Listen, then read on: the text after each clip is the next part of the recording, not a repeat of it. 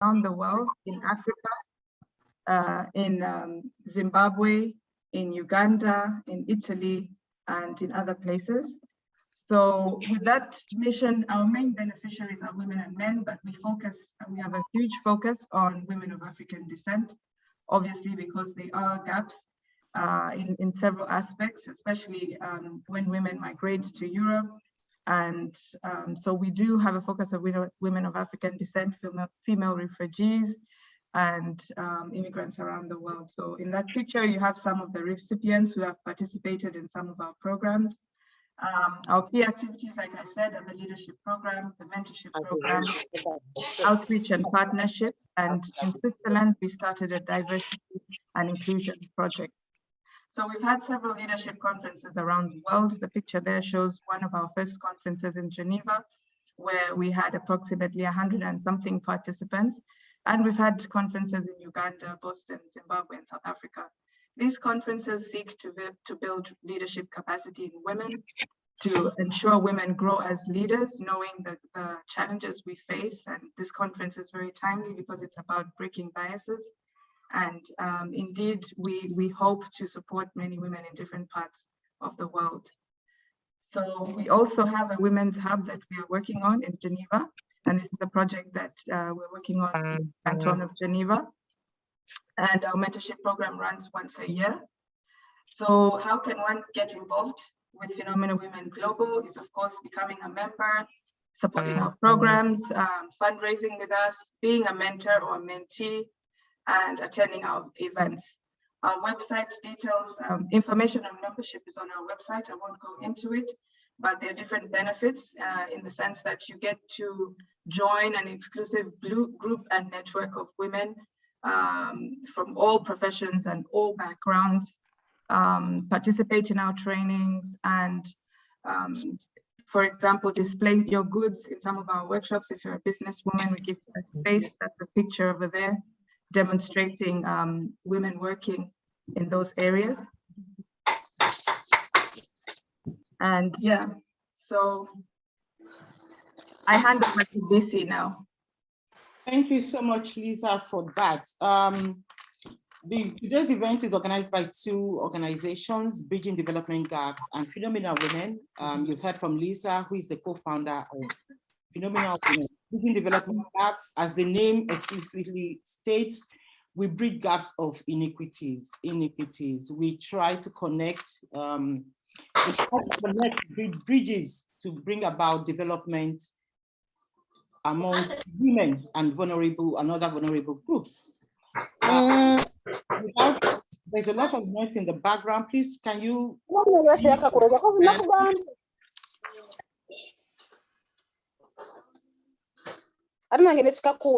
Anna, can you mute yourself?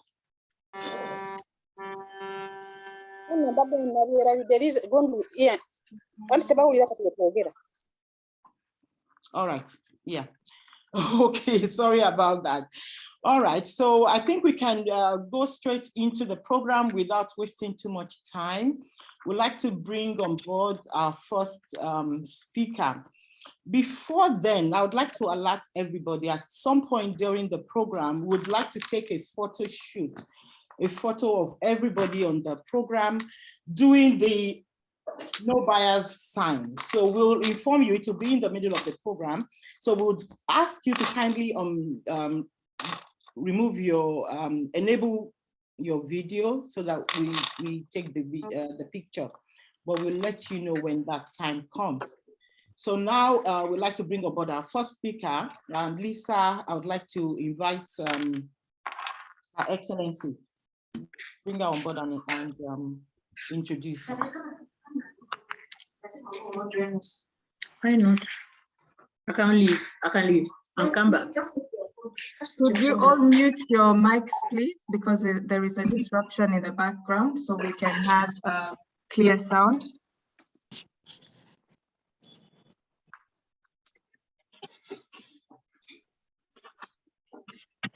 Thank you very much.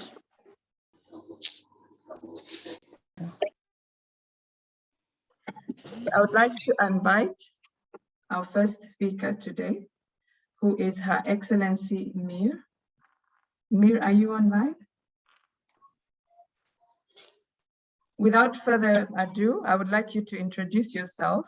Tell us about yourself and your journey, some of the biases that you have faced, some of the challenges you have faced in your journey. We know that you have worked as a diplomat for so many years. You've been a trade advisor in your country. You have held so many positions, and now you are here at the United Nations representing the Pacific states, the WTO. So we'd like you to share your journey with us, some of your achievements, some of the challenges, some of the areas where you faced your breaking biases. Let us know, give us some tips for young women on how you manage to succeed and progress in your life. You have 10 minutes to address this question. Ambassador, you have the floor. Thank you very much, Lisa. And sorry, am I? Okay.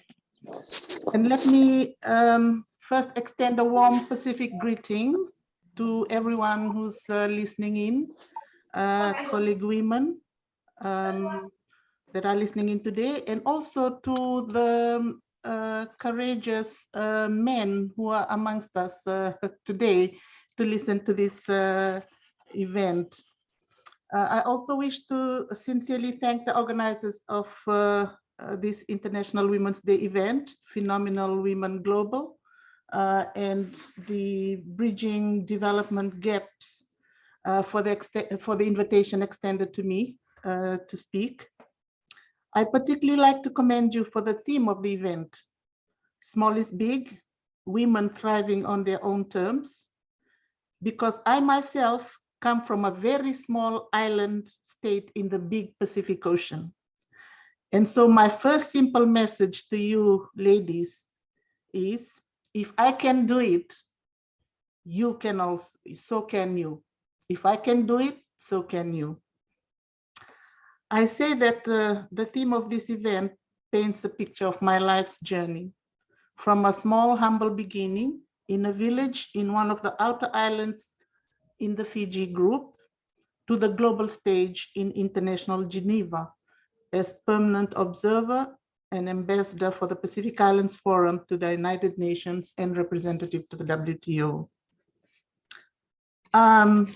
Turning to the questions for today, I believe my bio had been circulated, so you know a bit of where my professional career has taken me. But just to briefly outline, as I said, my journey started in a small village in one of the outer islands in the Fiji group. So I'm very happy to be here sharing my experience with fellow women. For my professional career, after graduating with economics, with an economics degree from the regional University of the South Pacific in Fiji in 1982, I started work in the Fiji Public Service, where I spent 18 years and rose through the ranks to the position of chief economist in the Ministry of Trade and Industry.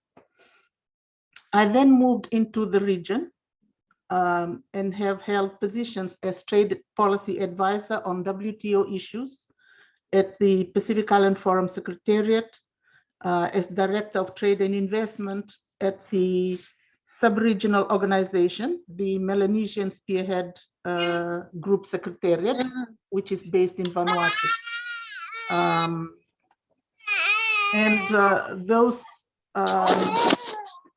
I spent 9 years at the Pacific Island Forum Secretariat and 4 years at the Melanesian Spearhead Group Secretariat in Vanuatu. During those times, during my work in Fiji, there were quite a number of achievements, but one that I wanted to just highlight for today, which had brought me here, is the fact that during my time at the ministry, I was sent to Geneva to study the GATT in 1992, at that time, the shape of a new WTO agreement was already on the table. And so my study was to assess whether Fiji should accede to the GATT and to the WTO. That was in 1992. I was brought to Geneva to do that. So I returned to Fiji and recommended Fiji's accession to the GATT at the time, which is now the WTO. And Fiji then became a founding member of the WTO when the agreement was concluded in 1995, after the agreement was concluded in 1995. So that was one of the achievements that I wanted to highlight that has connected me to where I am today. In the regional work that I've done, again, there are quite a number of achievements I've had, but probably two that I wanted to highlight today were the assistance provided to our members to conclude a free trade agreement amongst the 14 Pacific Island countries. So you can see that my career is built on trade, although my areas of interest are trade, industry, and investment. So the second one, of course, was to modernize the free trade agreement for amongst the Melanesian spearhead group countries. It needed updating, so when I went into the secretariat, I saw straight away that the agreement needed to be modernized. So that was one of the achievements I made in recommending to the MSG leaders a new architecture for a modern Melanesian spearhead group trade agreement. So I was able to move a number of regional agendas, but suffice to say that these were the ones that I did during the time that I was working in the region in Suva.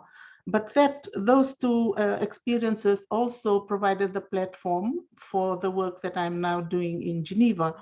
In 2013, I was appointed to this position as a forum representative for the Pacific Island Forum to the WTO. And in 2018, my position was expanded to include non-trade issues, and that extended my position to be permanent observer and ambassador of the Pacific Islands Forum to the United Nations in Geneva. So before 2018, since 2013, I was representing only 6 Pacific WTO members in the WTO. And since the expansion of my mandate in 2018, I now represent the interests of 14 Pacific Island countries, or 14 Pacific Island states, also to the UN, in addition to the work that I do for the 6 members in the WTO. The Pacific Islands represent some of the smallest members, both in the WTO and in the United Nations. So one of my main aims is to make the Pacific visible in Geneva, in international Geneva, and help the Pacific have a voice at the table in the WTO and in the UN institutions in Geneva, particularly on common challenges faced by the Pacific, such as trade challenges, climate change. We are some of the countries that are most vulnerable to climate change, with frequent cyclones and strong cyclones, on ocean sustainability, sustainable development, and on COVID-19 recovery. So just looking back over these few years I've been here, I believe I've been able to successfully do some of this work to raise the visibility of the Pacific in Geneva, to make sure we have a voice by establishing, particularly in the WTO, in the work of the WTO, by establishing a Pacific group in the WTO to defend the trade interests of the Pacific in the rulemaking process in the WTO. The WTO, the Pacific Group, is now a recognized voice, and is active in the negotiations. In particular, on fisheries subsidies negotiations, the Pacific Group brings a credible voice for the sustainable management of its fisheries resources in the Pacific. In 2021, over 50% of tuna caught in the world was caught in the Pacific. And the Pacific is one of the few regions where tuna stocks are healthy. So we are committed to delivering a meaningful agreement on fisheries subsidies at the upcoming WTO 12th Ministerial Conference scheduled for June this year. On the UN side, given that we have, this position has just been extended since 2018 and we faced COVID the last 2 years, achievements there have been modest, but a lot of work is on advocacy of the challenges that we face, such as climate change, oceans, sustainability, COVID-19. But one of the, probably the single most important achievements so far for the Pacific is securing a special mandate in the Human Rights Council last year on human rights and climate change.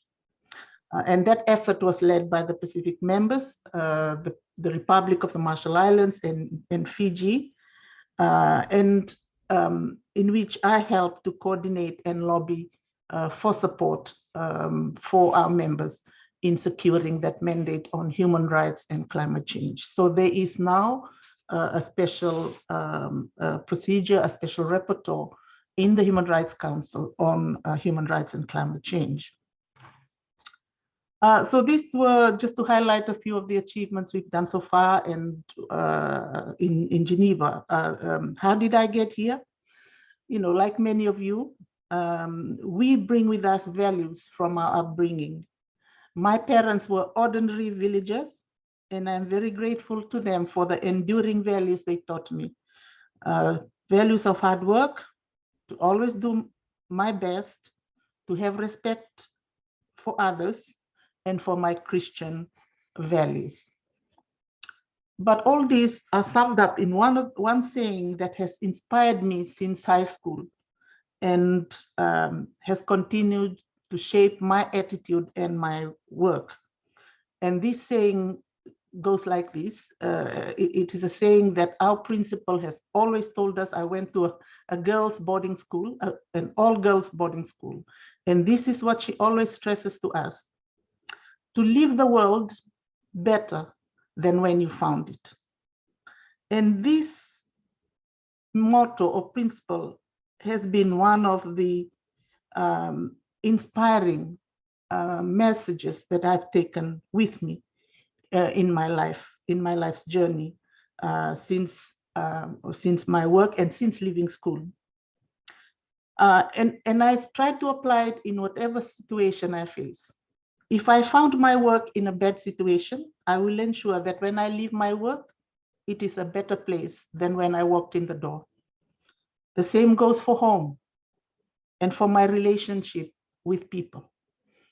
If there are tensions, I always want to work to make sure that when I leave that conversation or leave that debate or leave that relationship with a better outcome than when I came to that outcome. So for me, it is very satisfying, particularly to see the staff that have worked under me and the Pacific interns that I've mentored over the years since I came into this position have gone back to take up senior positions in their ministries and governments and in the regional organizations that serve the Pacific. That has been one of the satisfying moments of my life, and because you see yourself as an agent for change for the better. And it is because of this, to leave the world better than when you found it. We see all around us, the world is getting chaotic, the world is getting confusing, but if we stick to what we believe, to stick to the principle that we can take to leave this world better than when we found it, we will go far. And that has certainly worked a lot for me. Challenges, the second question that Lisa asked was about challenges and any gender-based challenges in particular. Yes, many of us have faced challenges as we move up our career path. One of the greatest challenges for us women, which we know best, is how do we balance home and work? All of us have a home. Every career woman has to balance home and career to ensure there is food always in the fridge, to ensure that dinner is ready at the right time, to make sure that school uniforms are washed and ironed for our children to go to school, and at the same time, to make sure that the minister's speech is prepared well ahead of time, the Council of Ministers paper is prepared ahead of time, briefs are prepared, analysis reports are prepared, work plans at work. So this is one of the greatest challenges that women face in our career, is how do we balance home and work. I was fortunate to have the support of my family that supported me at home, that helped me to focus on my career. Probably the second greatest challenge is moving to new ground, moving to new positions, moving to new locations. Moving to something new is always a challenge for women. For me personally, leaving the security and the familiarity of the Fiji public service after serving for 18 years was not easy.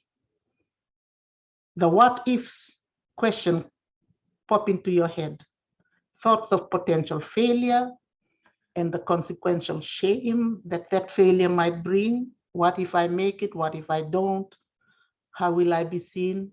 So for us, it is something that prevents or deters or discourages from setting out on new ground or taking new challenges. So we have to be confident and bold in stepping out. And when I did that in the year 2000, I have never looked back. I have never regretted stepping out.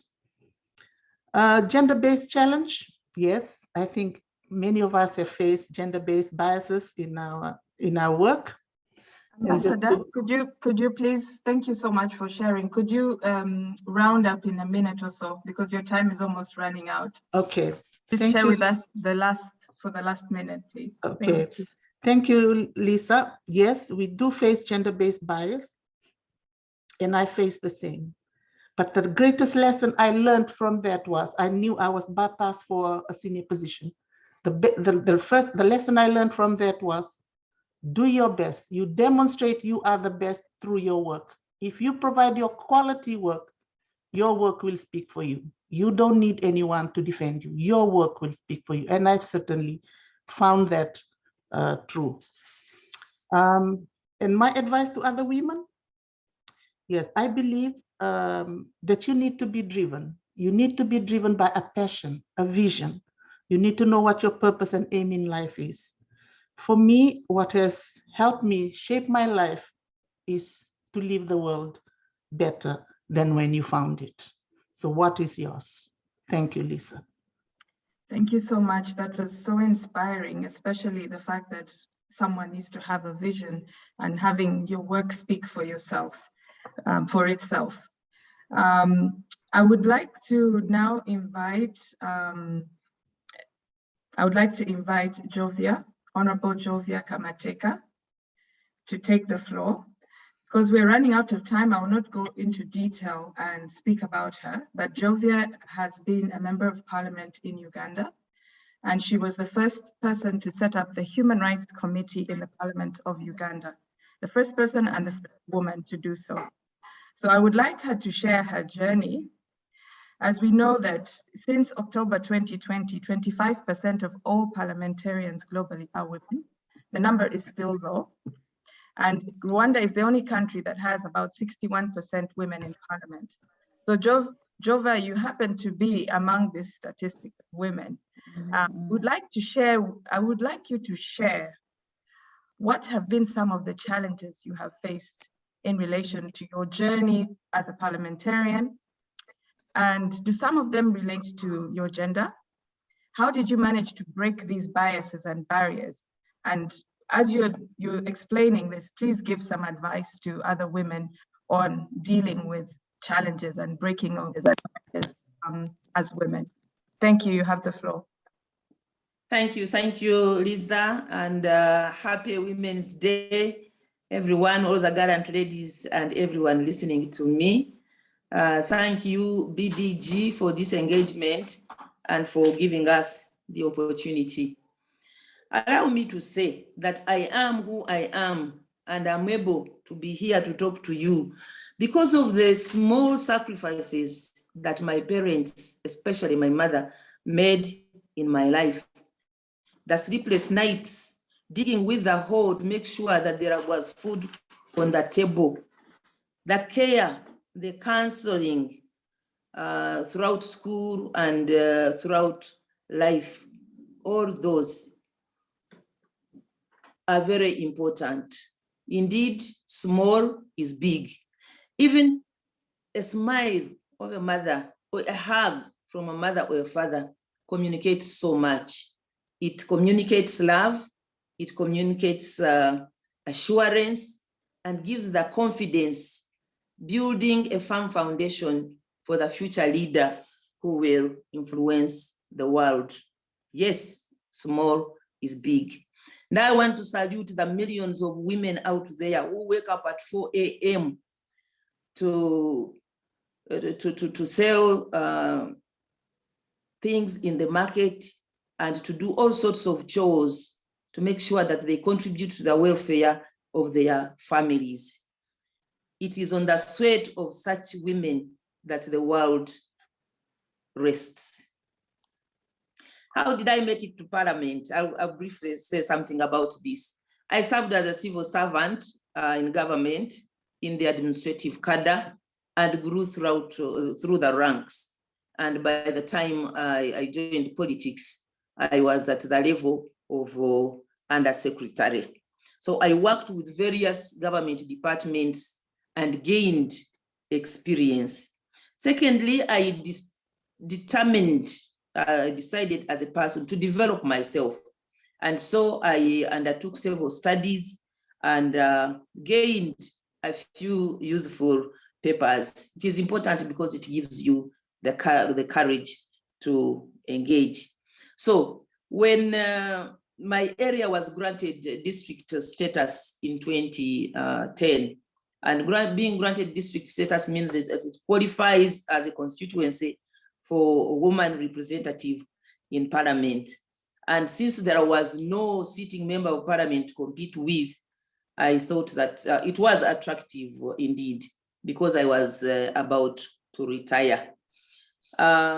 It was also fairly, maybe I would say easy for me, though it was not that easy, because I was fairly well known. Yes, there were strong competitors. I competed with the 5 other women, but I was fairly well known in the area as a senior civil servant, and this position had helped me have some impact in the community, helping pay school fees for people here and there, helping people. So I was fairly well known.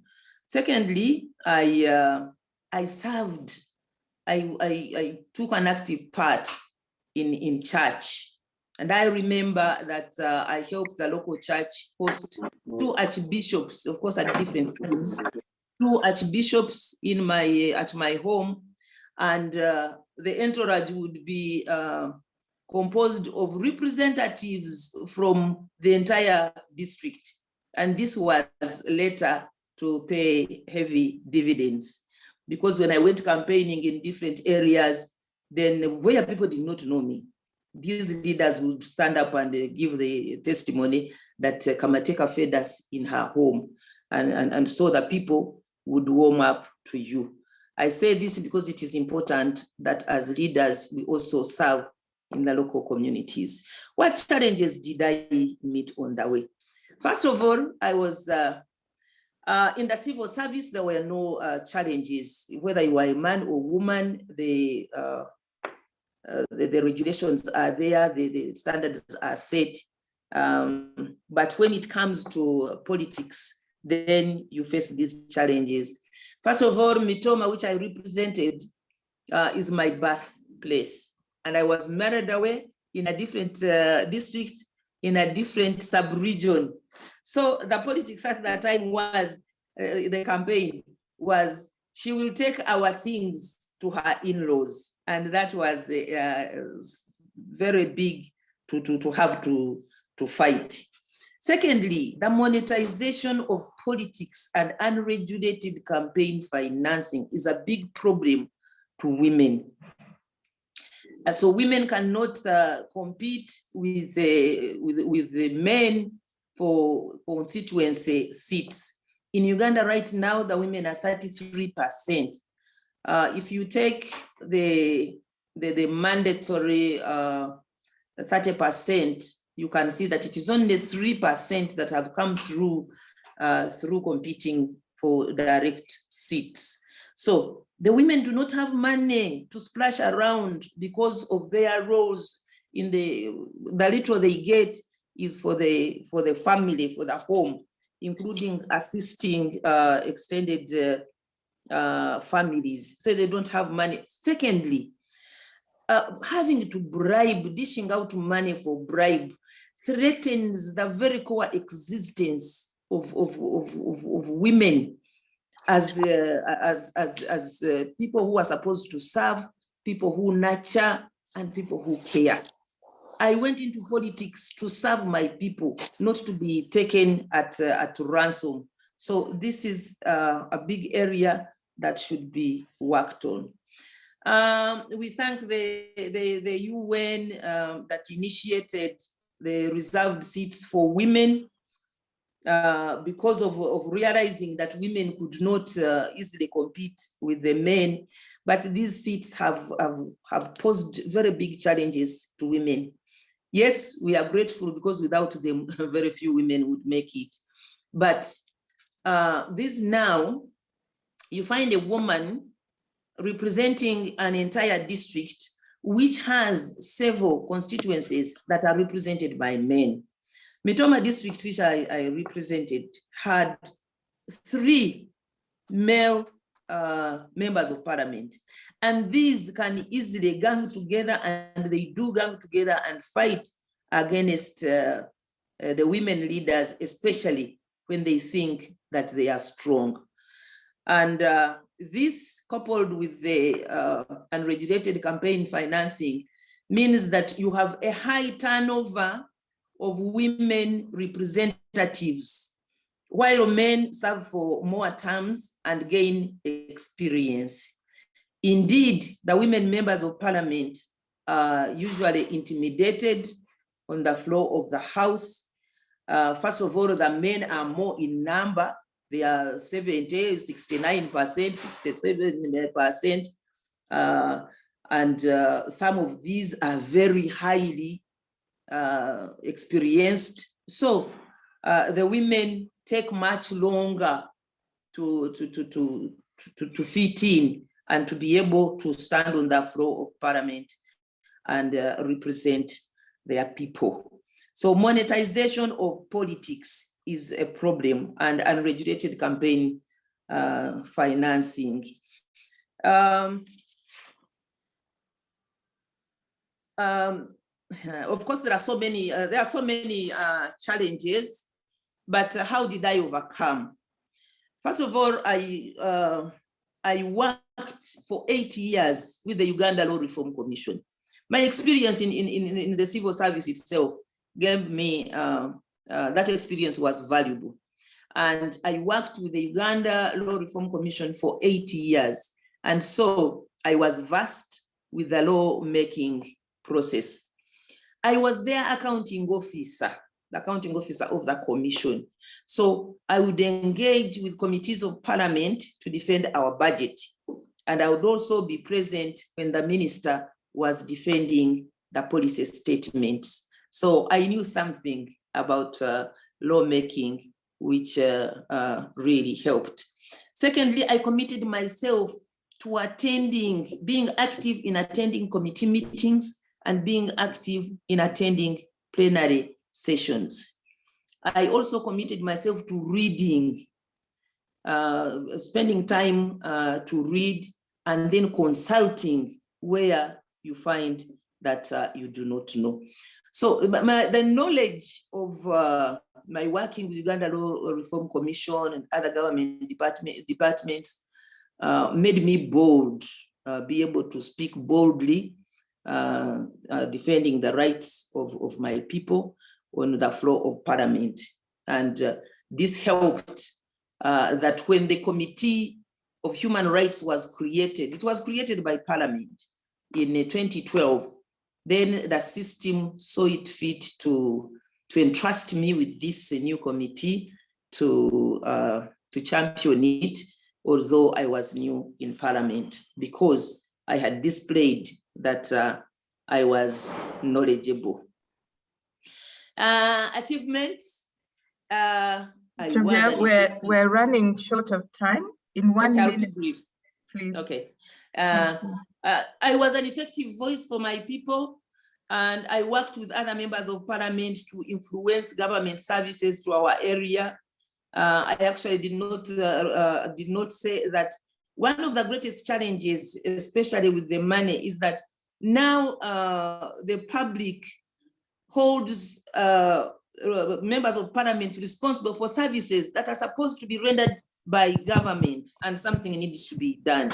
So one of the achievements is that I mobilized my people for food security and increased household incomes.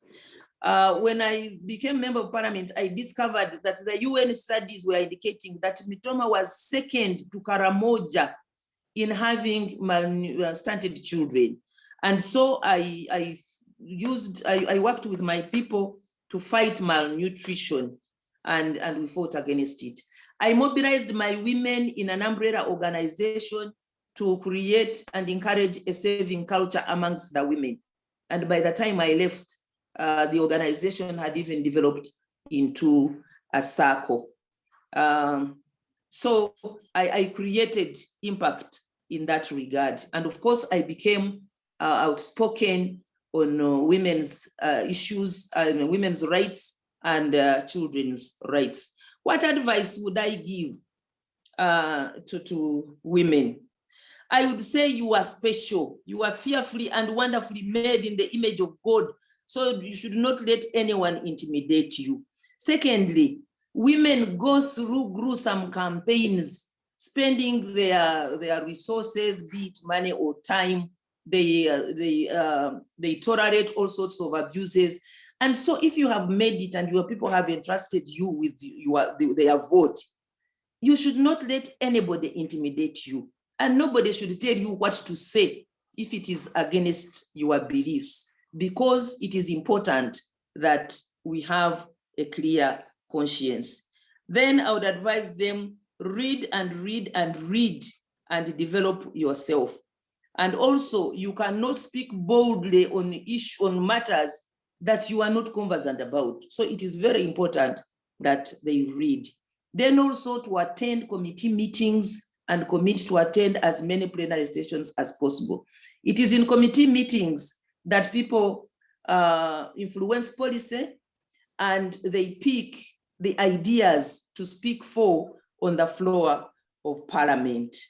Women need to engage, to be open to receive ideas, including constructive criticism, and also to engage in humility. And then, of course, to balance home and work. When you don't achieve this balance, everything crumbles. And at the end of it, you find that you are disillusioned. Thank you. Happy Women's Day. Thank you too. Time. Thank you, and just for explaining that your journey in a male-dominated environment and how you overcame that. Your tips to women were very, very encouraging, very useful. Don't feel intimidated. Yeah. Have integrity and study. Take the floor in Parliament. Those are very important points. Thank you so much. Thank you, Honorable Jova. I now hand over the floor to BC, who will continue to moderate the second half of this. Thank you very much. Thank you so much, Honorable. We enjoyed your submissions, and we've taken all your tips on board. Thank you so much. If you are not present, Thank you, this. a lot of things will go behind you, and you have to continue reading and learning. And also networking, I picked that up, consulting where you don't know. At this point, I would like to bring on board Gina. I think she's now here with us. She's going to help us to understand female empowerment, the journey of female empowerment globally. Gina, you have 5 minutes. We are running behind schedule. I hope you'll be able to do this in 5 minutes. I hope so too, Doc. Hello, everyone. This was really timely. My name is Gina, as Doc indicated, and I'm really happy to be here. I currently work as the research assistant in Parliament at the Parliament House of Ghana, and particularly passionate about women empowerment and gender-based, actively advocating against gender-based violence. Looking at the journey of women empowerment, it's come extremely far. Considering the days of domesticity, when women were only considered from the sphere of being in the domestic environment, or be considered to only be as good as working in a domestic space, all the way to now embracing the power and the uniqueness that women are able to bring on board, would say that we've done extremely, or we've come extremely far. More often than not, when we consider the journey of women empowerment, most people assume that the lack of empowerment, or let's just say that the limitations are only specific to certain geographical locations. But that's far from it. You could tell, even in the medieval Europe, women were denied the right to own properties, all the way through to France, where they were still compelled, even in the 19th century, to cover their hair. Even in the 20th century, in the USA, one of the most, if not the most developed countries in the world, women did not have the right to vote, even when it had been authorized by, or the other federal states had given that authorization or had voted to allow women to cast their ballot or to be able to have a say in the universal adult suffrage. Globally, it took some time for the federal government to embrace that. We have come extremely far, and from the Beijing conference, which marked a significant turning point for the global agenda for gender equality and women empowerment. Currently, we'll say that fewer women or fewer girls are forced into girl-child marriages. More girls have had access to education because the concept of women empowerment has expanded in policy, legislation, scholarship, and also in the cultural realm. More women are serving in parliament now. I was particularly excited to hear from our member of parliament from Uganda, and knowing very well that 61% of the parliamentary sitting were made up of women, as opposed to 40% in Ghana's parliament currently. We're hoping that we'll see a very equal balance in the near future. Laws also are being enforced to advance gender equality worldwide. These are all progresses outside from the ages, or from the period of being only viewed as being as good as being in the domestic space. We have come a long way to achieving a lot. But this is also not to say that there isn't a lot more to fight for. There's still a long way to go. We must continue to liberate and defend women against the limited notions of womanhood, which still exist. We must also continue to fight to still, as it stands, for example, Africa, just using Africa as an example, ranks the lowest in the global gender index, equality index. Women are still very underrepresented at various political levels. 1 in 5 girls between the ages of 5 to 49 experience sexual violence. This is to say that even though we've made some progress in terms of political representation in the workplaces, in ensuring that a lot of girls are educated, there's still a lot more to be done. And I believe that days like this, as we celebrate and empower each other, are significant to reminding us, each other, that there's still a lot more work to be done, that we still need to build that cohesion, that force, and to keep going. So I particularly look forward to a period where we can all be able to sit down. I'm excited about how far we've come looking back, but again, in the near future, say that we have been able to make significant strides from this very moment into the future. And I'm really hopeful that this, the call and advocacy for women empowerment is being embraced. I'm really grateful that it's been embraced, not only by women, but men who have come on board with the he for she movement. A lot of policy engagements have gone on, particularly expecting that the affirmative action for Ghana, a country like Ghana, is taken into consideration as soon as possible, and so for other countries as well. So we are able to speak for women on a larger scale, and not only on a larger scale, the scales that matter. Thank you very much. Thank you very much, Dr. BC, for the opportunity. And thank you all for joining us.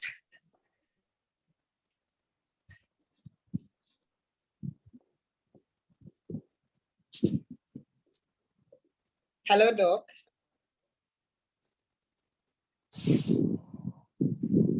BC, you're muted.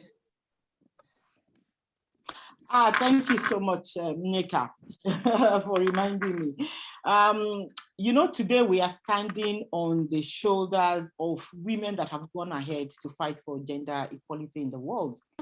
And I especially want to remember somebody like Rosa Parks. In those days, who stood her ground. Women are fighting different biases, not just gender. We are fighting bias of culture, bias of race, ethnicity. So, you know, we are battling. This is, you know, this is not, it's a war front. And we've gotten some tips from the speakers that we've had so far. I'd like to also bring on board somebody else, a CPA entrepreneur. She'll be able to tell us what that means.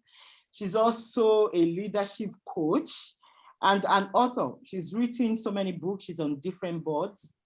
Thank you so much, Nneka, for joining us. I know that in your journey to get to where you are today, you would have broken a few biases. Let me put it like that.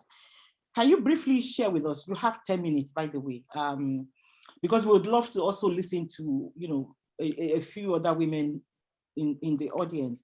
Share with us very briefly your journey, and in particular, the challenges you came across and how you were able to overcome them, and then end up with tips that you can give to other women who are trying to forge ahead, despite, you know, the biases they are swimming in.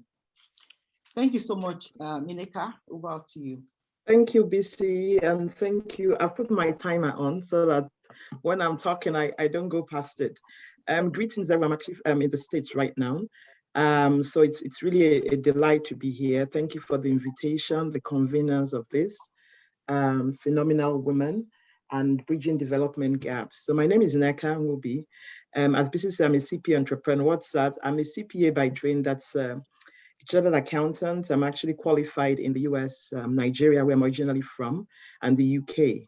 So I call myself a CPA entrepreneur because I acquired the business. I purchased that in 2020. And I do have a team of CPAs that work for me so that I can do other things like funding projects in Africa. I divide my time between living in Nairobi, Kenya, and in Atlanta, the US. Happy International Day to everyone here, amazing women and the you gentlemen who are here. So just a few things in terms of the biases I've faced. I'm also a leadership coach, right? So I'm going to take it from a different perspective in terms of, it starts first of all with you, right? In terms of the mind, because first of all, right? Yes, we know that there are biases out there, but it's really, how do you see yourself first, right? What's your mindset about that? Yeah, it's out there. There's no doubt about that. And I think one of the previous speakers talked about, your parenting and your children. What are you telling them?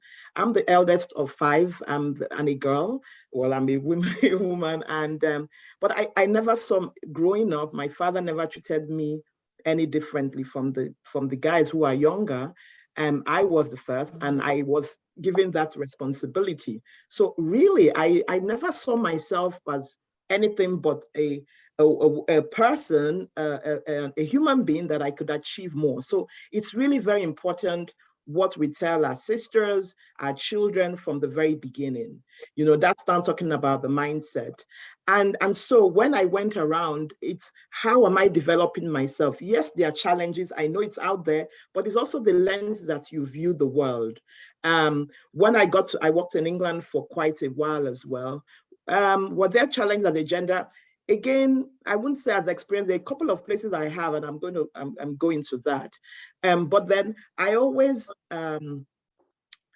ensure that I constantly kept learning. Once I got, and I'm trying to move very quickly, just some of my experiences. I did a little of consulting in the early 2000s, probably about 12 countries. And in some instances, I will find myself as the only female as a consultant, as a lead consultant, and also only woman of color. So both, in every angle. Yes, there may have been comments and all of that, but again, I did not let that get to me. I surrounded myself with a network of people who we kept on supporting and encouraging each other, right? And asking, okay, how will you handle this? That's why the importance of having mentors is, right? In terms of getting prepared. So there was some instances I did face, but I will go and speak to some, how will you handle this? And so it's like getting puffed up, right? And I go into those meetings and I'm like, I may be shivering in my, where I am, when I say shivering, but kind of shaking, right?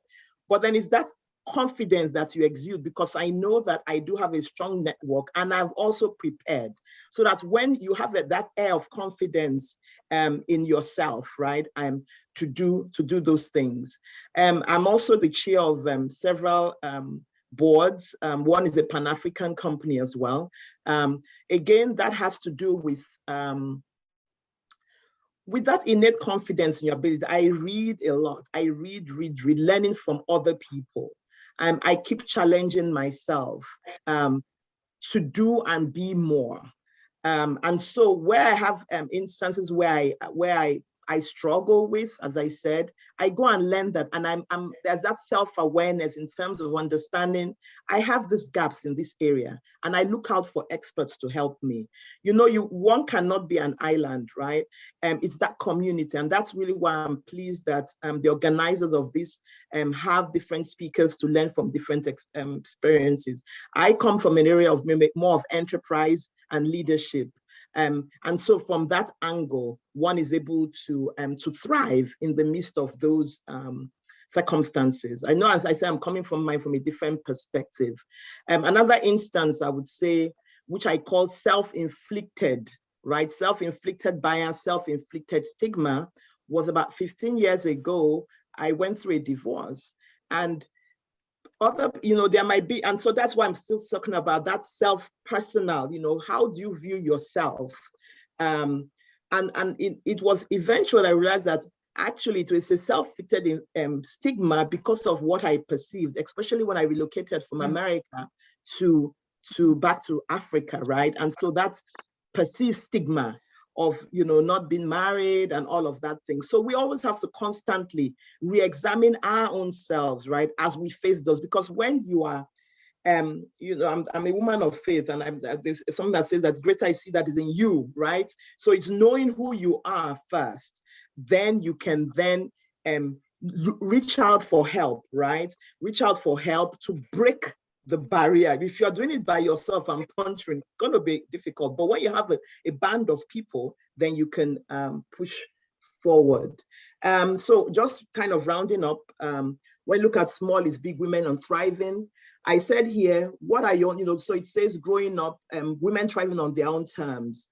So a question I'm going to ask every person here on what are your terms? Have you defined what your terms are? Is it written anywhere? Regardless of what you're facing, right? What do you want in life, right? Because it's only when you do that that you can thrive. For years, I always said I can sense I'm living the life I imagined, right? Regardless of all the opposition I held. Do you have a picture of what that is? What are your own terms? What are your non-negotiables, right? Do you know those things? Because it's when you know those things, then you know what you're standing for. The world is truly our oyster, right? As females, as Bisi said, we're standing on shoulders of people, right? But are we really standing? Are we really wanting to stand up, right? Because there are people also wanting to help, but are you raising your hand and saying, I need help in this area? Are you reaching out to people to ask for that? In terms of small is big, in terms of learning, another area is the power of technology, right? The technology gets us closer together. How are you learning? What are you doing to continuously improve yourself as the world continues to change? Embracing it fully. Yes, being small, I'm looking at it from an enterprise perspective, right? You can be somewhere in Mombasa, right? And if you have technology or no technology, you can sell your things out in the United States, right? Or somewhere. So how are you embracing all that? I have a Kenyan team, a US team, and a team in the Philippines as well. And I wouldn't say that I'm big, but then I'm big now because of technology. Then a sense of responsibility. I'm going to close with the sense of having a sense of responsibility. I believe that everyone on this call, we need to take as a sense of responsibility to mentor others, right? And a big learning for me was when I had relocated to Nigeria for a while, and I thought that the only time I could bring about change was if I was elected into government position. That's the only way. But when doors shut, and it was not like, it essentially wasn't my season for that. I said, okay, there's going to be a way I can influence people. And it's amazing the amount of power each person has. So if we say a sense of responsibility in terms of who is the one person that you can mentor, or two people, that person may be the future leader, and pour into that particular person. So that's a challenge. On International Women's Day, I live with us. And for all those who have connected, there might be 1, 2, 5, 10 women, right? Young ladies that you can begin to pour into. And those will be the future leaders of tomorrow as we, pass on the baton to them. So again, thank you very much for the opportunity. Okay, and last but not least, I have here is networks, right? Maintaining and building your social capital is so vital. We're about 38 people here. Are there names of people that you see here you can connect on LinkedIn and introduce yourself? And then our force, our power keeps getting bigger and bigger. Thank you again for this 10 minutes you've given unto me. And it's really a pleasure to be connected with you all virtually. Thank you. Thank you so much, Nneka, for, foremost, for sticking to your 10 minutes. And then also for the nuggets you have dropped. Are we really standing? What are we embracing? What are we learning? Thank you so much for bringing all that home for us. We cannot be an island, definitely. And I think that has resonated throughout this event, in the past 1 hour. Networking, reading, personal development to improve yourself. Small is big, but when you leverage on others, on the shoulder of others, you know what you're doing. Like you, I'm the 5th daughter in the family. And growing up, I remember, the challenges, the whisperings that we heard as a family. My older sister is here this evening on call. She's a professor of sociology. You can imagine how, education is very big in Nigeria and also in our family, because we needed to prove everybody wrong that girls don't always end in the kitchen, girls don't get pregnant, girls don't advance in their studies. So this was something that was drawn up in our ears growing up. I wouldn't want to put her on spot. I would have asked her to mute herself and tell us about her journey. But what are you, the family support? These are things that continue to help us to thrive.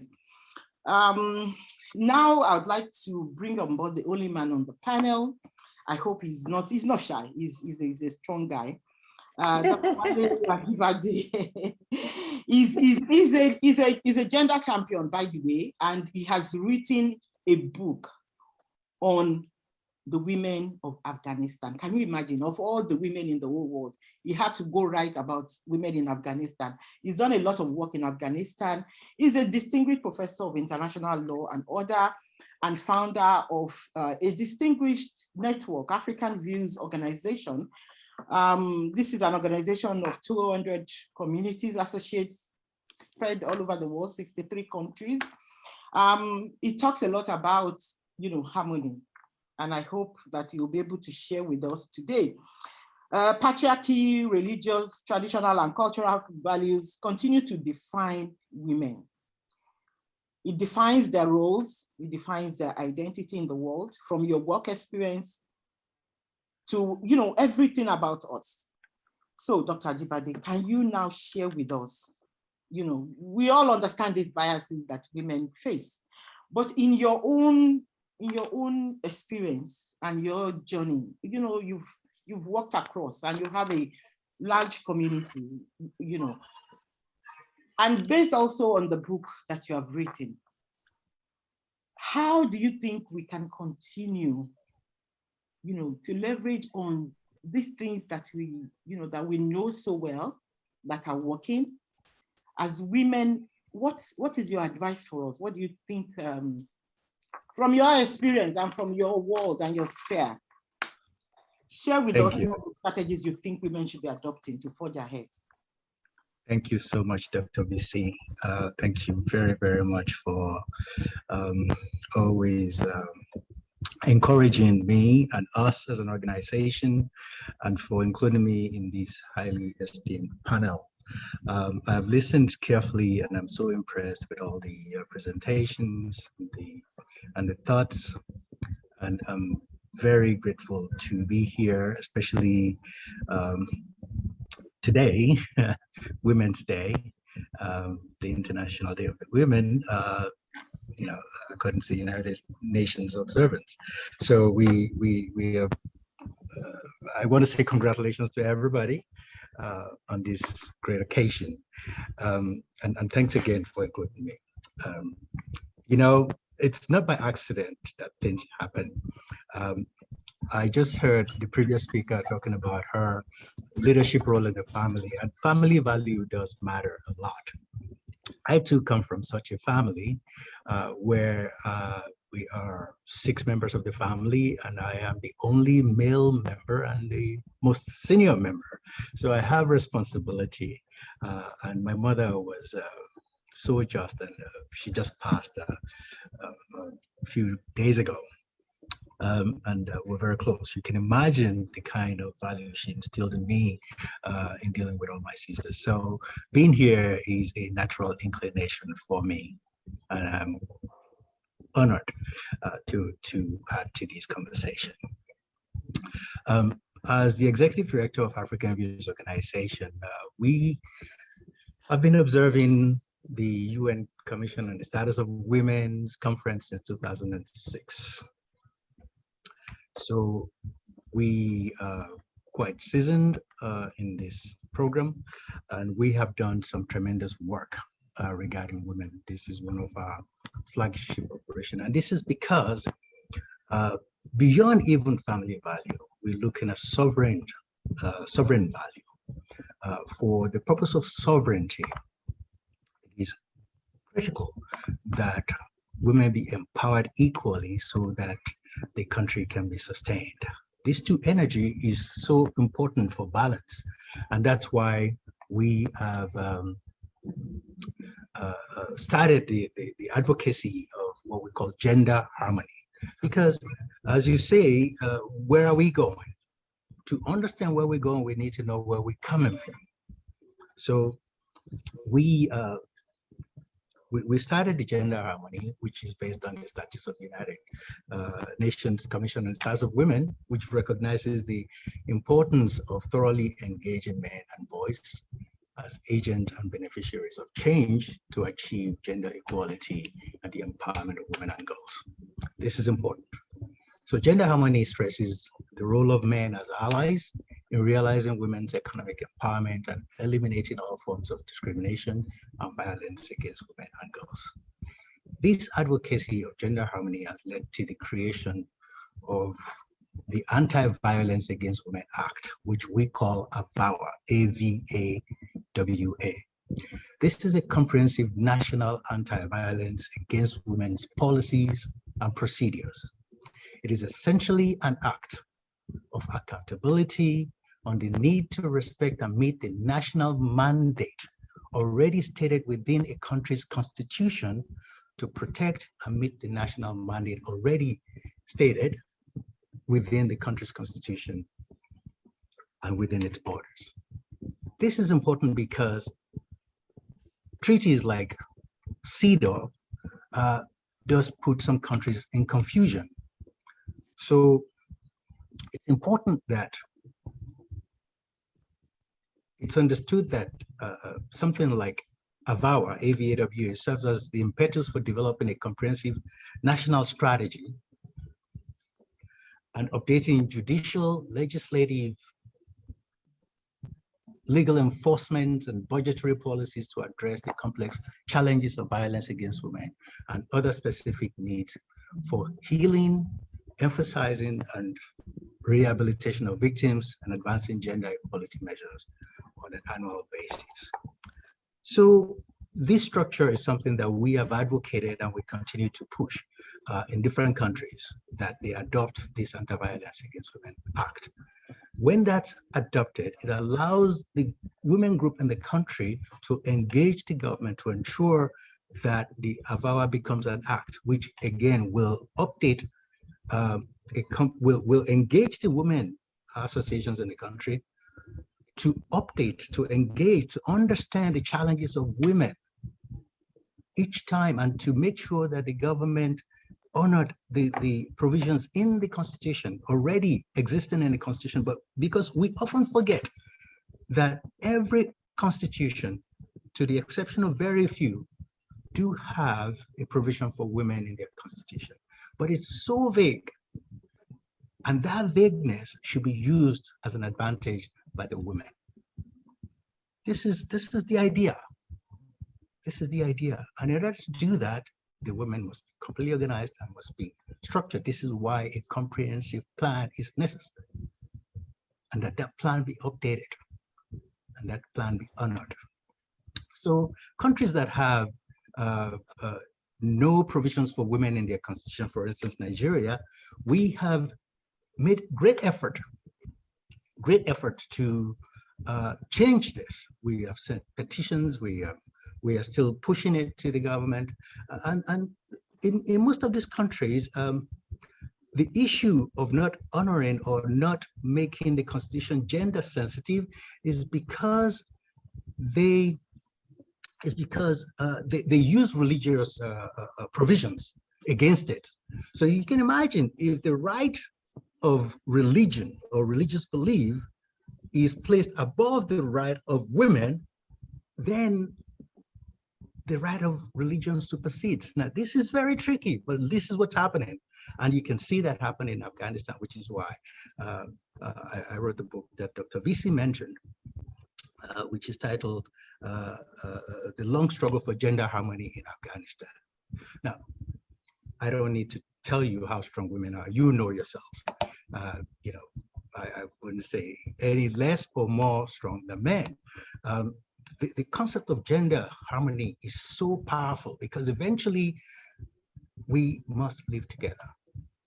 And it is very important that both sides of the gender understand the value of each gender, and that is pure education from a very early age, so that this can grow. This gender, the differences in gender can, I mean, the harmony in gender can grow, from the early onset. Now, since today is a really special day for our observation, I think it's important to look at women who have made tremendous difference, who have, we need to look at a little bit of history of how we started and how we got here and where we are going. And I can't think, but I can't imagine, but really look back into the past of how pioneer female presidents and heads of states have started.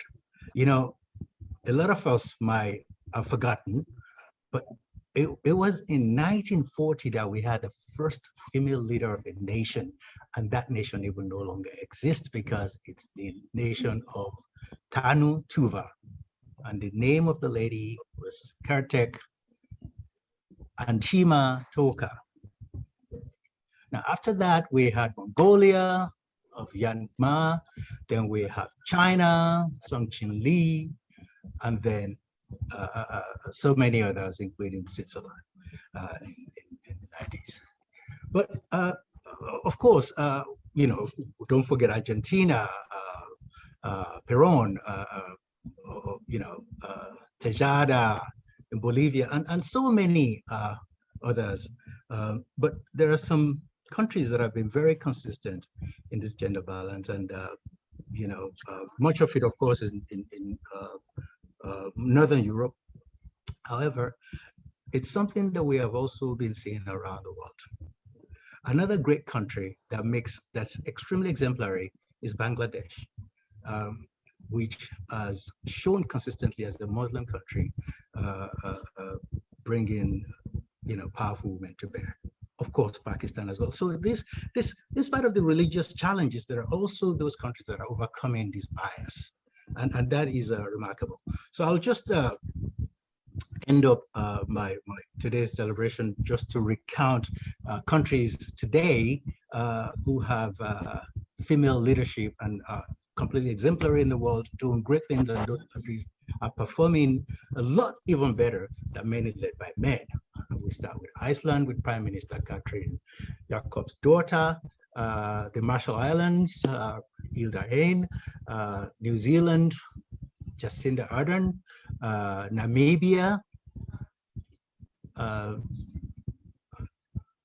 gotta look at his name properly, is of course Amadila Sarah Kugengelwa, I believe, I'm not sure, but Nepal, of course, that's, you know, we have all these new ascendancies that are really remarkable. We have Estonia, of course, we just had Germany, Croatia, Norway, Ethiopia, remarkable Ethiopia. We're very proud of Mrs. Zede, and Taiwan, of course, the UK, always, you know, the Queen is there, and then all other prime ministers that they've had in the past, and Lithuania. So we have all these things that political positions are very, very important, and women must continue to do that. And it is important for women to understand this role, that it is more important to be women and succeed than to try to act as men and succeed as a woman. This is very important. And this is the direction that the world needs to be going in order to have this harmony and peace, because eventually it is world peace that we're all striving for. I thank you very much again for this opportunity. And I wish you a wonderful celebration for the day. Thank you. Thanks for the opportunity. Thank you so much for your, for your contribution. I'd like to take on board having men as allies. We need to involve men in the struggle if we are to continue to make headway. I'd like to call on my dear friend Lois. She has a beautiful short poem for us. Lois is the coordinator of the UN Women's Report Network. She has a wide network, and I think she'll be able to tell us a little bit about her journey, just a little bit, and then go into her poem.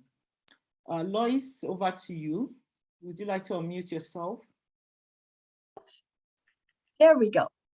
Thank you very much. It's really a privilege to be among such distinguished speakers.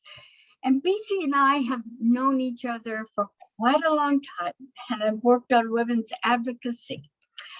The Women's UN Report Network, known as WUNRUN, for which I am the managing director, addresses the human rights, the oppression and empowerment of women and girls all over the world. We're now in our 19th year, and our listserv is considered one of the largest in the globe. So I'm happy to be here to be part of this discussion, but I want to mention a few points. One is that even within the women's movement, there are gaps. And that WUNRUN believes in the importance of looking at the full life cycle of the female. That means young women, but it also means aging women and older women who are often not given the attention or the policies that direct to their needs. Another thing is there are many silos. There's civil society, rural and urban governments, the UN, private sector, media, associations. WUNRUN tries to reach out to all.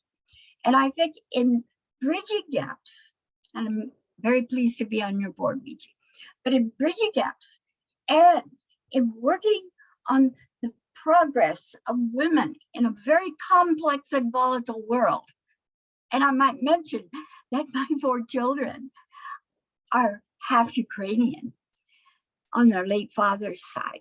So today we're dealing with attention to a war in our lifetime. So I have often closed PowerPoints, presentations with poetry, because women often feel that verse, music, photos, painting and art can reach their soul. And I listen to these speakers today, and all of you have such good soul.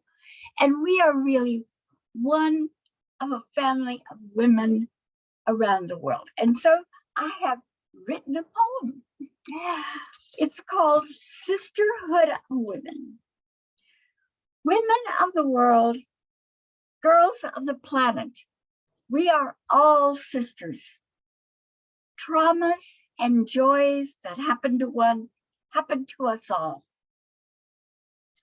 Issues and rights, oppression and empowerment are part of women's challenge for equality and for dignity. For we are bonded in the female spirit. We reach out to learn, to understand from each other, local to global, rural to urban, near to far, hugs and tears. Now is our time. Thank you.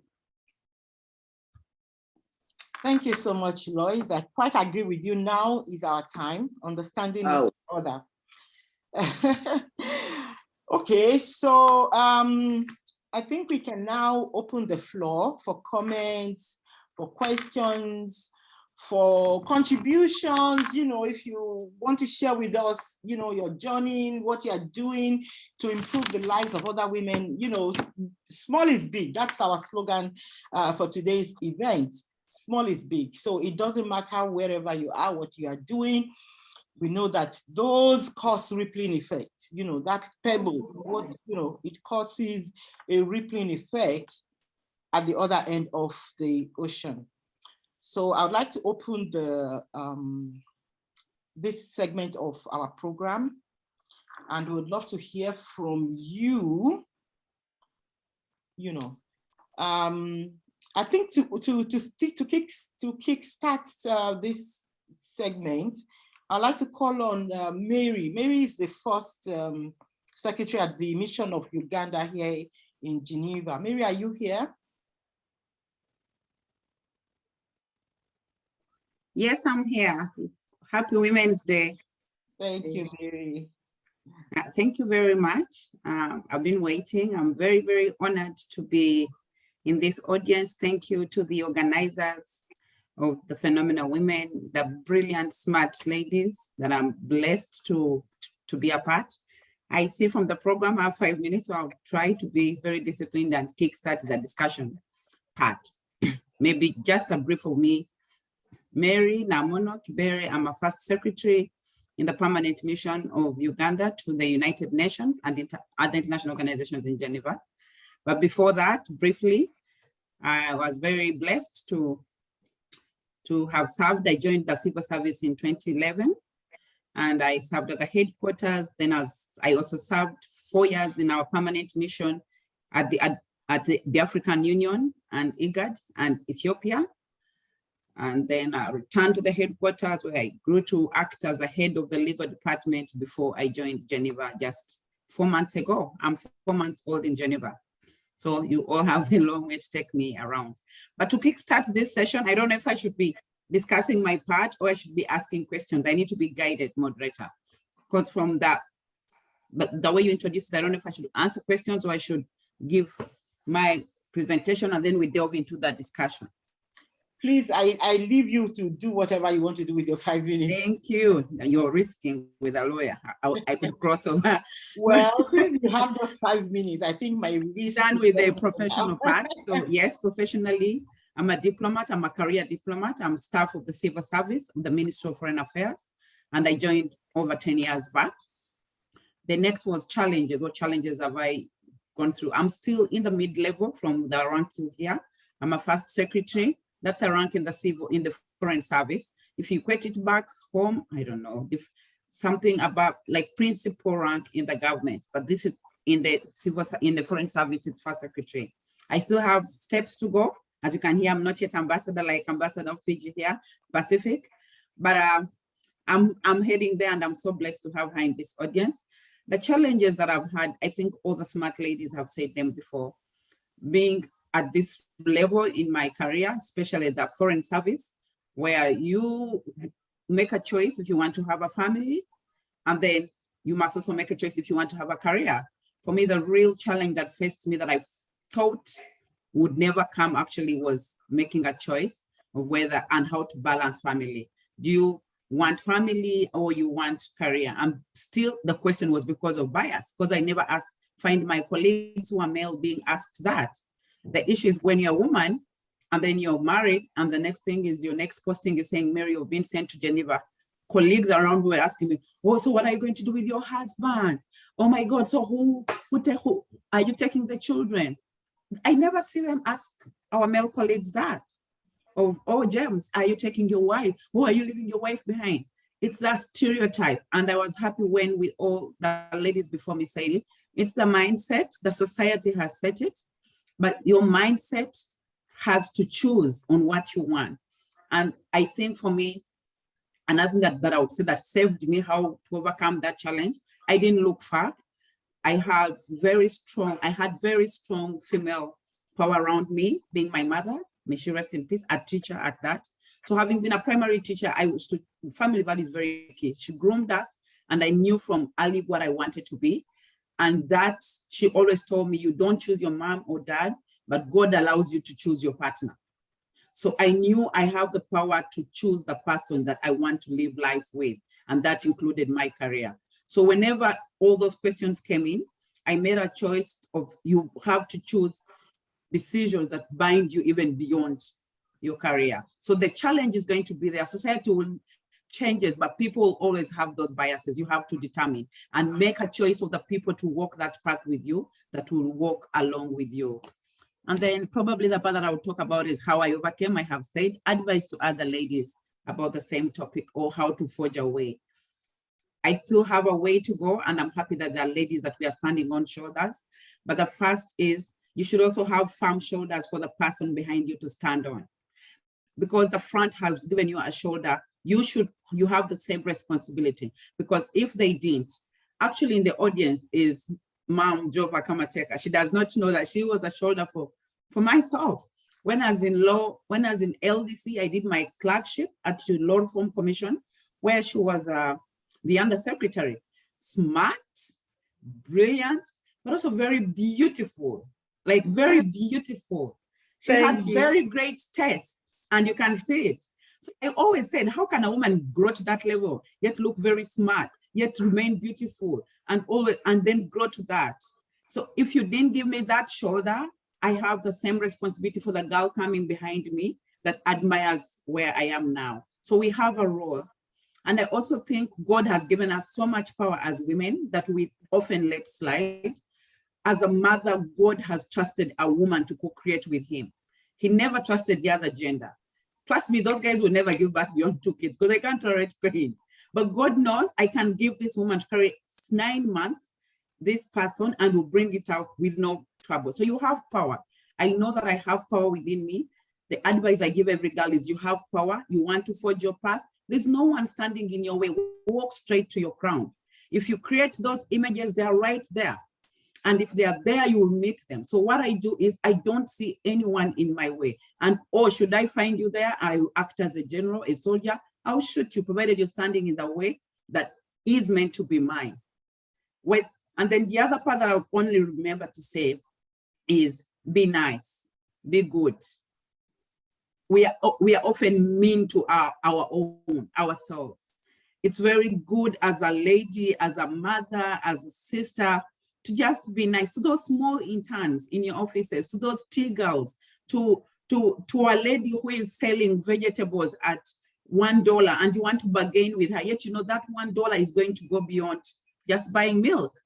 You must share. We have to share the sisterhood from the poem that was just shared now.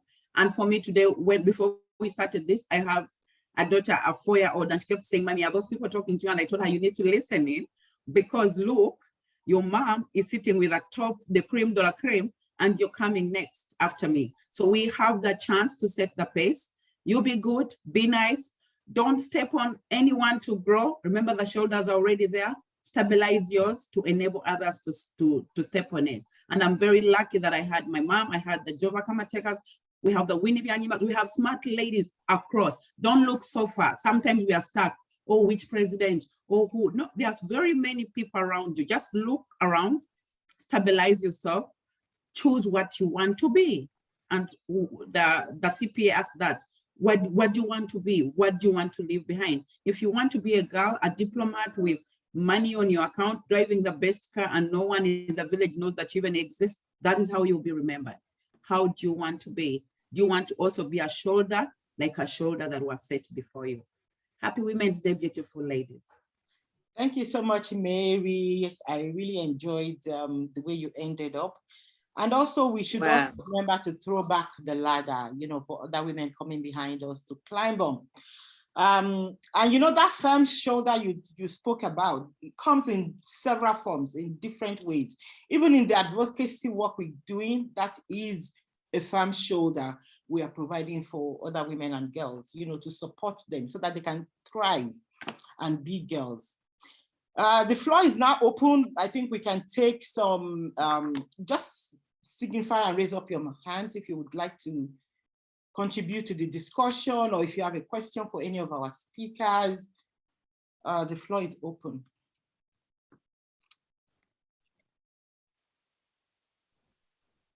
Mary, I see Mary Mbaga. Yes, yes. Mary Mbaga. Can you hear me? Yes, we can hear you. Hello? Hello? We can hear you, Mary. We can hear you. You can hear me? Yes, just Hello? your face Yes. is not. Yes, we can hear you. Okay, thank you for presentation. And I'm very happy to hear from my colleague. I'm working with the Evangelical Lutheran Church in Tanzania, coordinating the program of FGM. While I was listening to your presentation, I've learned that each of you are coming from rural setup, and where you are brought, you have values, and now you are able to reach to that extent where you are. But I understand that you started from the grassroots level. And me myself, I'm working with rural people whereby they don't know even their rights. These are women and girls who do not know their rights, and they are still thinking that to grow from childhood to adulthood, you have to be circumcised if you want to be a woman, to be a complete woman. And I think while we are talking of bridging the bias, I mean, I think we need to also to think of those coming from rural areas whereby they know nothing about their rights.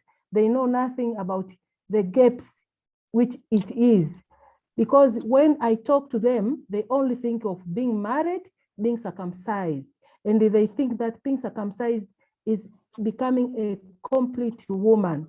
So for us who have reached that far, what do we exactly do to make sure that these girls, these young girls, 14, 16 years, are grown up, are brought up to know their rights and to understand that there is a bias, a gap, because they think that being cut is a maturity, is to be a woman, a complete woman. So maybe we need also to discuss about that and how to reach them, because you are above there and they're down there. How can we reach these girls and women who are not informed? Thank you. Thank you so much, Mary.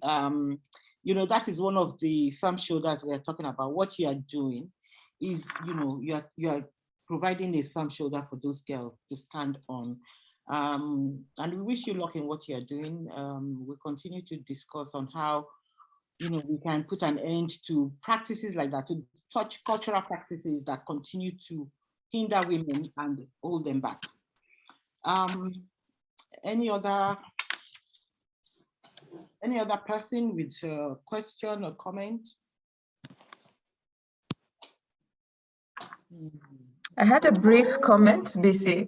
I just want to acknowledge and say thanks to the people who brought in the need to have a role model. Mary spoke about having people she admired, people she looked up to that paved the way, that gave her opportunity, that were a role model to her. And I think another person also spoke about mentorship and coaching, which I believe are so important in enabling us as women to grow both professionally and personally. So I want to also I want to thank you for mentioning that, because it just reminded us that we can't do it alone and we have to work together as women, lift each other up, send the ladder down, as BC said, but also work with each other and not sabotage each other. Thank you. Thank you so much, Lisa. I think that is one very important point, a crucial point. In our journey as women, we shouldn't see the biases, but we should perfect how to overcome them, because it can't stop. When Mary was sharing, she mentioned how the comments she was receiving, and I'm sure some of them must have been from women who, you know, we are always eager to give advices. I see Abby's hands up. Abby, the floor is yours. And Dupe. Yes, good evening, good afternoon. Yes, Prof, I see your hand as well. Yeah, hello everybody, Abby Adeleke here. I think a great event. I was able to get a bit of the beginning, and then we just also finished with International Women's Day event here where I am. I think one of the things as we talk about breaking the bias, I think we should also do a self-introspection. Are there areas in which we as women are also perpetrators of bias against each other? Whether it's race or it's size or body shaming or things like that, that leave an indelible mark on people, or even with our children, our younger girls. Are there some comments that we make as parents? You're getting too fat, you're getting too thin, are those things also shaping where they're getting this bias against them out in the marketplace of life? But there's also bias at home from sometimes the way we interact with our young ladies and the people that we're bringing up, that we have the responsibility to build up into women and into productive women in their respective societies. So that's my comment. The other thing I wanted to say is just a shout out that as we go through this journey, we can't do it alone, and we need our male allies. And I just want to do a shout out to all the men who support us on this journey, because we can all gather together and talk about International Women's Day and talk a lot about it. But without our men in strategic positions, when I say men, we don't have to be related to them, but without men speaking up for us and standing up for us and being in the room, in those rooms that we don't yet have access to, some of those rooms, I think it's going to be helpful. So shout out to the men who continue to be allies of women, whether it's through your spouse or your partner or your child or, co-workers, your mentee or your, whatever. Also, let's continue to thank the men because of the role that they play in helping us to break the bias. Thank you so much, Abby, for reminding us, of those points. Professor Odeko. Thank you. Thank you so much, Sister Bisi, for this. I want to appreciate all the organizers of this meeting. And I very much want to thank all our speakers and the role models we have listened to and heard about, and congratulate all of us for how far God has brought us and what we have been able to achieve thus far, though there's still a lot to be achieved. And God will grant us the enablement in Jesus' name. Now, the point I wanted to make, part of it is what the last speaker just said, that we women, we seem to be our own enemies, actually. So how to get women to rally around women, to support women, to be our sister's keeper is one of the major tasks I think we still have to overcome, to tackle. And one of the major bias is among ourselves.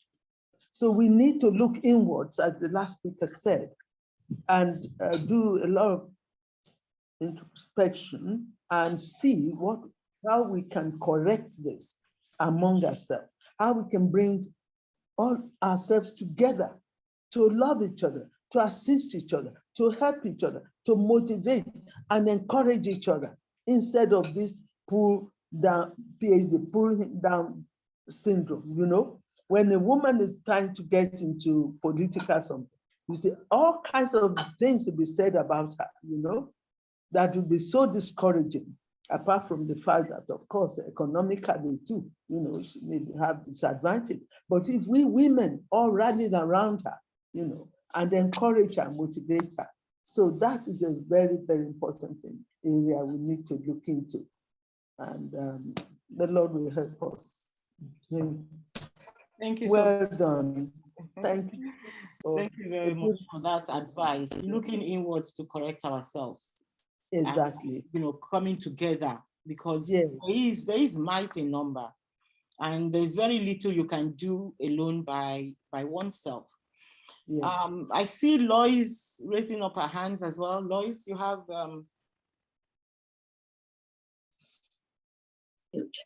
There we go. Yes, Dr. Ajibadi spoke about the UN Commission on the Status of Women, and that will start this coming Sunday. And there are caucuses in all the regions that have been working on the draft agreed conclusions, that have been working on the working methods, because we actually had quite a backlash with COVID and all the dimensions of COVID. And so it's been really important this year to try to group together regionally, thematically, on making a better future for women through these draft agreed conclusions and the other outcomes of the Commission on the Status of Women. And one of the great values that we always had was coming together in New York or wherever there were regional events. And this year, or in the past 2 years, we haven't had that opportunity. So we give each other hugs and words of wisdom online. And on that note, I would like to kindly request that we all put on our video so that we can take a picture with the break the bias sign. Thank you so much for honoring us. And, you know, so who is going to take the picture now? I think I have somebody who can do that. Yes, are you here? All right, so everybody with your break the bias sign. I think we can all take the picture if you can afterwards. Yeah. Yes. Let's see, raise it up so that it can show in the picture very well. Thank you all so much. So I think we can bring the meeting to a close now, except there's anybody else. Hello, Dr. BC, before we end the meeting, can you allow me to say something? Yes. Let me take the opportunity to thank Mary Nanono for the compliments for mentioning my mentorship role. But I want to thank Mary from Tanzania for mentioning the challenge of FGM and lack of sensitization and creation awareness amongst the populations. For us in Uganda, FGM is outlawed, and the government has been trying to ensure that the communities that carry out this are sensitized, and so they do not do it. But these communities carry the girls into neighboring countries, I will not shy to mention it, into Kenya, and have them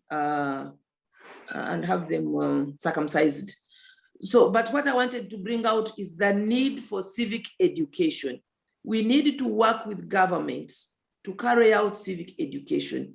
Even the men that we want to help us are involved in the leadership structure, the government leadership structure, up to grassroots. And these can be involved in a deliberate government program to carry out civic education at the grassroots. This is what will also help us to deal with the campaign financing and corruption in buying of votes rather than electing leaders of people's choice. Thank you. Thank you so much, Honorable, for that. I'll quickly go back to our different panelists for their, their parting thoughts on, what you've heard, or if there's something else you forgot to say. This is the opportunity to say that. You have 2 minutes each. So who wants to have a go?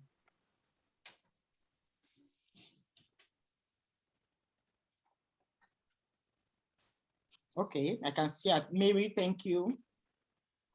Okay, I'll go first since I was last. The last will be the first. Thank you so much to you guys, BC, Lisa, for this. This is already a ladder for so many. In conclusion, and listening to the beautiful lady, I think she came from West Africa, and the Tanzanian sister, what Honorable has just said is, I believe that ladder has no rank. You don't have to be a member of parliament. You don't have to be a lawyer or a doctor to give a shoulder. In my own household, I tell my little girl that she's a shoulder of her little one. So we, as mothers, as sisters, as wives, we have that power already. We have power in us. The biases are there. How do you break the bias? Right here. It's your mentor. That's my view. Then what the beautiful lady was talking about is we fight each other. It's still us. We have the power as mothers to tell our girls that your best support system is actually another woman somewhere. Because if some lady did not fight someday, Honorable Kamateka may not have been a member of parliament. Maybe we may not have had something called a woman member of parliament. How do you want to leave the world behind you? I remember that was the opening speech, basically, that you said. How do you want to be remembered? Do something that at least when if you're not caring for the people out, you're caring for the girl in your house, or that daughter to your sister, or the girl that you see sweeping in church. That would be my closing remarks, but mostly, thank you. Women's Day, this is the day just to remind us, don't forget that we can celebrate this beyond AIDS. Do this on a daily in your household, at your workplace, in church, and even when you pray. Pray for our female leaders, pray for your girl child, and pray for just everyone. But above all, be nice. Don't forget to be nice. Good. Good point. Dr. Ajibade, you have some parting words for us. Yes, thank you very much, and happy Women's Day to you all. You know, just beautiful listening to everybody, the advancement, the effort that we continue to make. And, you know, it's true that we always have to fix internal struggle within any movements. If you remember, it is a woman by the name of Shafly that derailed the ERA movement, which is the Equal Right Amendment for women in the United States. That was a big derailment. And don't forget, now we have the same situation in Africa, as all the effort that we work so hard to put together on FGM and early child marriage, that there are women leaders, serious women leaders, who are advocating for FGM. So this is very troubling, and the importance of education cannot be underrated. And with, you know, the amount of temperament that would have to go into it because of the pushback that we may face. But I would just like to part with something that is, I think, is critical for us to keep in mind, that the world needs more women from different backgrounds working together to close the gender gap. We need more men of all sorts supporting what women want with clear conscience and convictions. So when we achieve gender harmony, gender equality becomes a natural compass for the ethical standard in all human affairs. And I close with that. Thank you again. Happy Women's Day to you all. Thank you so much. Nneka, you want to have a go? Yes, thank you again. I'm echoing my thanks. It's been very insightful conversations, from everyone. I've learned quite a bit here. My final words will be about really each one, the challenge to be intentional about thriving on your own terms. What does that mean to you? Maybe after this, just take some time out and just think, what does that mean, right? So that it's not just, you know, being here, spend 2 hours. What's your action? I'm now putting on my coach hat, right? What's your action around that? What does that mean for you? So that when we gather again, hopefully this time next year as well, it's really not just talking, right? So let's put some actions behind that. So the question I had here, what's the one thing you can do in the next 12 months to break the bias for yourself, right? Recognizing one bias, what's that one thing? 12 months, roll of 12 months. So, and what's the process for that? Thinking about 12 months from today, what will you, how would you be, I mean, what will make you fulfilled and happy that, actually, I took a step. So for yourself, and then for one person, right? So that when you look back, you say, okay, yes, actually this person I intentionally identified, and I'm going to help her to break the bias. You can imagine we're 34 here right now, and times 2, 78, right? And you can imagine the ripple effect it has, right? So my final is, let's put some action to this, and we have the ability and the capability to do that. Thank you again for the invitation, BC. Appreciate it. Thank you, Nneka, for that. Excellency, Ambassador Falemeka.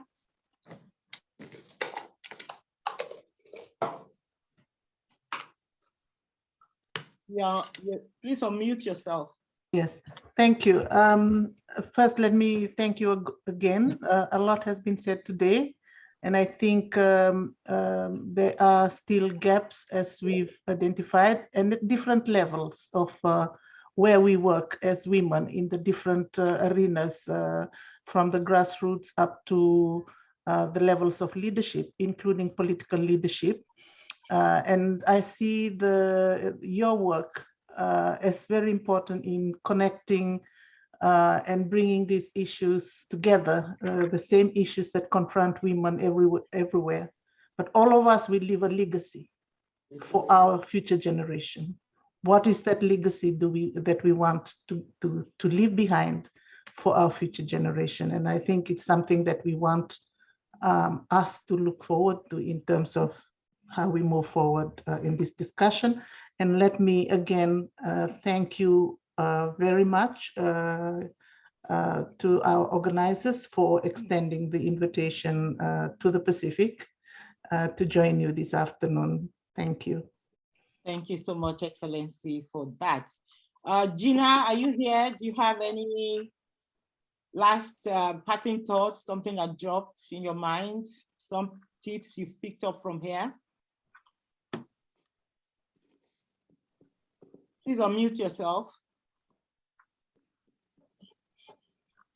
Right, I've learned a lot, and I'm so happy to have heard from all the wonderful women and men who've spoken so far, and encouraged us to build that collaboration, to build that cohesion, and continue to empower each other and to influence others as well. I was just telling someone this morning that to keep doing what you're doing in the very smallest ways, you never know who you're inspiring or who's watching and learning. It just goes to buttress the point that Nneka made, that once we influence or once we are able to support one person each, then we cause that ripple effect in society. So thank you all. I am so happy to stand on the shoulders of the giants, so many women and a gentleman. And I'm looking forward to networking with all of you. And so we can be able to collaborate on so many fronts to be able to do something in the next 1 year or so. Thank you all so much. And thank you for the opportunity, Dr. Bisi. Thank you so much, Gina. And on this note, charging ourselves, what is that action we are going to do in the next 12 months? Let's continue to be advocate voices for other women. Let's continue to build ourselves up. Let's continue to support ourselves. Let's spare a thought, for the women in the conflict zones, the conflict situations. 1.7 million people have escaped out of Ukraine. Majority of them are women and children. In Palestine, the war is still going on. I'm sure sporadic. Also in Ethiopia, it's all over. And these are women that continue, they are the carers. They continue to hold the family together. They are also peace builders. They put the community together. So let's remember them. What can we do in our corner to make life better for other women? So on this note, I would like to, sincerely thank each and every one of you. I want to thank the older women on the platform on whose shoulder we continue to stand on. You've paved the way for us and we are towing the paths. You continue to do that and we are watching you. We also pledge to do that to women coming behind us. We also want to thank our spouses wherever they are, those men in our lives who have, helped us to be where we are today. So thank you all. Enjoy the rest of the evening. Happy International Women's Day. And hope to see you again very soon at our next webinar. Thank you, everybody. Thank you for coming. Thank you. Thank you, Dr. Thank you. Ciao. Thank you, Bye. Dr. Happy Women's Day. Bye. Bye. Thank you. Bye. Bye. Bless you. Bye-bye. Bye.